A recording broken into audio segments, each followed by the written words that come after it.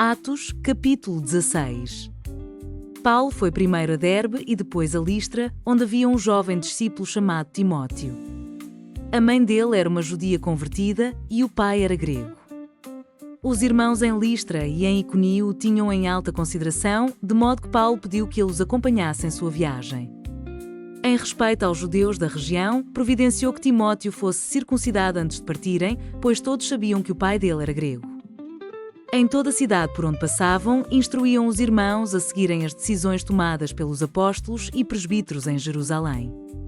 Assim, as igrejas eram fortalecidas na fé e cresciam em número a cada dia. Em seguida, Paulo e Silas viajaram pela região da Frígia e da Galácia, pois o Espírito Santo os impediu de pregar a palavra na província da Ásia. Então, chegando à fronteira da Mísia, tentaram ir para o norte, em direção à Bitínia, mas o Espírito de Jesus não permitiu. Assim, seguiram viagem pela Mísia até o porto de Troade. Naquela noite, Paulo teve uma visão na qual um homem da Macedônia em pé lhe suplicava: venha para a Macedônia e ajude-nos. Então decidimos partir de imediato para a Macedônia, concluindo que Deus nos havia chamado para anunciar ali as boas novas. Embarcamos em Troade e navegamos diretamente para a ilha de Samotrácia e, no dia seguinte, chegamos a Neápolis. Dali alcançamos Filipos, cidade importante dessa região da Macedônia e colónia romana, e ali permanecemos vários dias.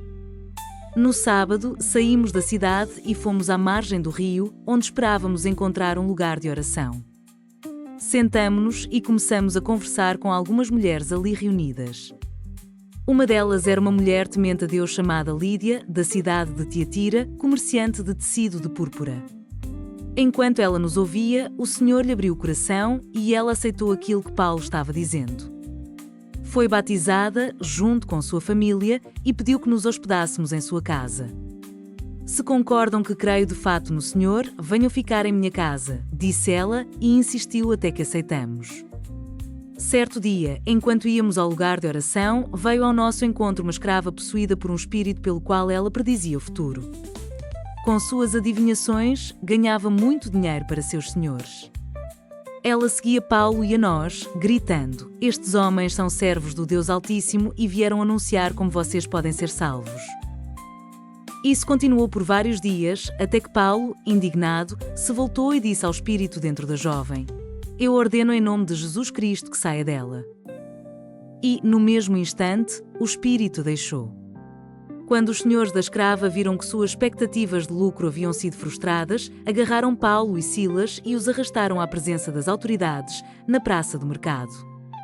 Estes judeus estão tumultuando a cidade, gritaram para os magistrados. Eles ensinam costumes que nós, romanos, não podemos seguir, pois contrariam nossas leis. Logo, uma multidão revoltada se juntou contra Paulo e Silas e os magistrados ordenaram que os dois fossem despidos e açoitados com varas. Depois de serem severamente açoitados, foram lançados na prisão. O carcereiro recebeu ordens para não os deixar escapar, por isso os colocou no cárcere interno, prendendo-lhes os pés no tronco. Por volta da meia-noite, Paulo e Silas oravam e cantavam hinos a Deus, e os outros presos ouviam. De repente, houve um forte terremoto e até os alicerces da prisão foram sacudidos. No mesmo instante, todas as portas se abriram e as correntes de todos os presos se soltaram. Quando o carcereiro acordou, viu as portas da prisão escancaradas. Imaginando que os prisioneiros haviam escapado, puxou a espada para se matar. Paulo, porém, gritou: não se mate. Estamos todos aqui. O carcereiro mandou que trouxessem luz e correu até o cárcere, onde se prostrou, tremendo de medo, diante de Paulo e Silas. Então ele os levou para fora e perguntou: senhores, que devo fazer para ser salvo? Eles responderam: creia no Senhor Jesus, e você e sua família serão salvos. Então pregaram a palavra do Senhor a ele e a toda a sua família. Mesmo sendo tarde da noite, o carcereiro cuidou deles e lavou suas feridas. Em seguida, ele e todos os seus foram batizados. Depois, levou-os para sua casa e lhes serviu uma refeição, e ele e toda a sua família se alegraram porque creram em Deus. Na manhã seguinte, os magistrados mandaram os guardas ordenarem ao carcereiro: solte estes homens. Então o carcereiro mandou dizer a Paulo: os magistrados disseram que você e Silas estão livres.